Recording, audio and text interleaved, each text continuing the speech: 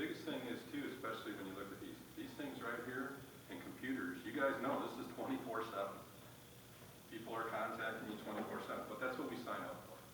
But at the end of the day, cell phones, gas and stuff, I honestly believe that council should really consider giving themselves or passengers.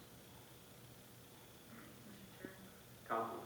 Having served on the commission for many years, I think that you're right.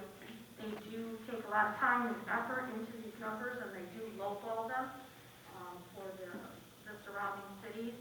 And so I see what they're saying when they're saying, maybe it'll get passed this time because they did low numbers, because, to try to move us forward. I think that's probably the thinking, at least when I was there. Any further discussion from the council? Any open business? Council? I wondered if I could go first, if I could, because I'm going to leave, because I have an appointment this evening. I did a lot of research on my own for the marijuana things that we talked about, and it was fascinating to me. And to be honest, I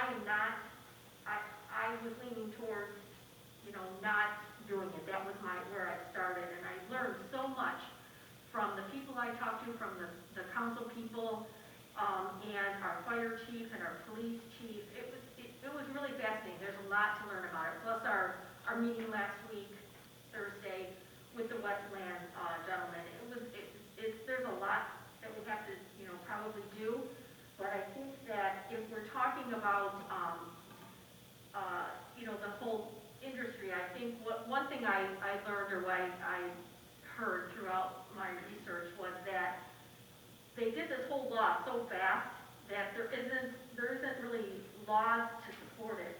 And so I think we're having problems within our city. That's what I'm learning about, that they don't have the tools to process this new law. So I think that, we're having issues with people going over and above what the law is for growing plants and using electricity and causing outages, and some residents, maybe turning their house into labs or a grow facility illegally, and we really don't have the ordinance maybe in place to do something about it. So I think that as a council, we have to look at this to give our police and fire and our ordinance department the tools they need to try to combat this, because I think what I'm learning, if it's correct, is that it's out of control right now in our city of what's going on in some of these homes right next to unsuspecting residents who maybe don't know or have an idea but don't know what's really going on inside these homes.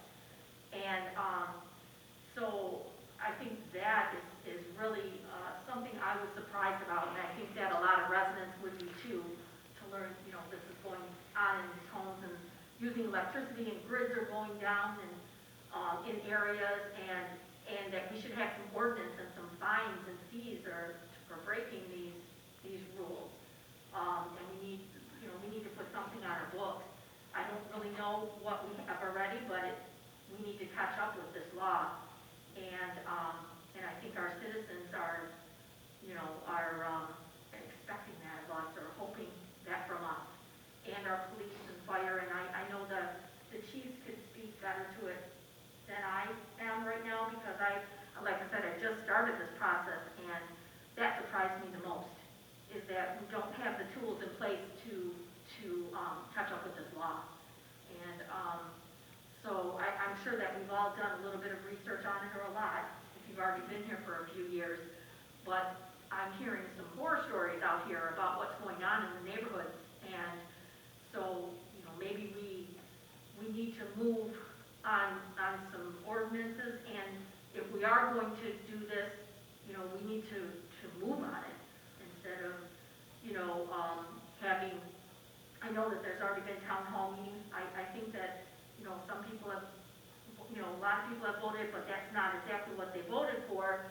But I think that we need to do some work on this, and I was hoping to look to the council people to get some ideas, or talk to our chiefs and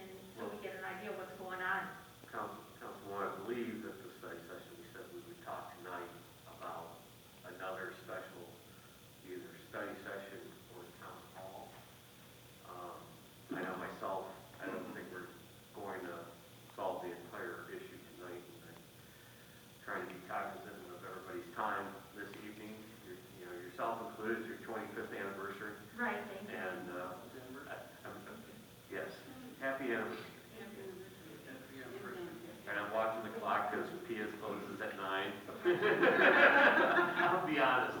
I just wanted to get that out there because I don't have an opportunity to call every single person, but I was really surprised about that, and I'm sure that some of you are too, and I think that,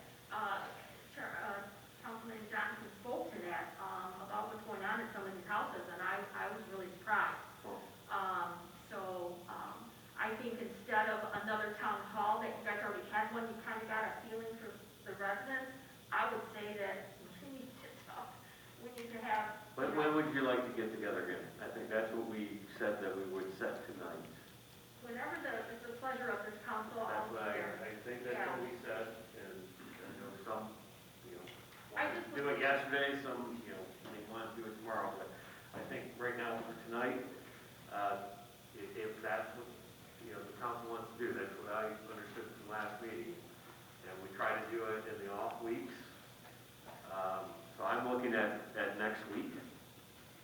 That makes sense? What? That's a little bit, huh? Yeah. Well, that's what I'm trying. I just Again, started it, what are to deep dive? Now we have the presentation from Westland.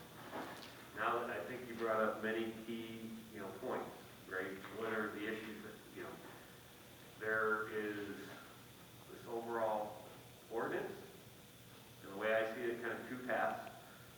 Either doing it strictly on zoning, may just set it at I-2, and as many folks that can be in I-2, or we follow a similar path to Westland. That's my own, right? But I gotta guess, sense of everybody else, right?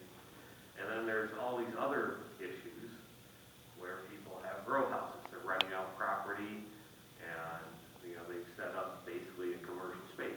Those, by and large, they're illegal. They'll continue to be illegal, and they're illegal, and they're illegal. I don't know how many more ordinances we can pass on them, but definitely a particular topic. If there's something that we can do more to assist the police department.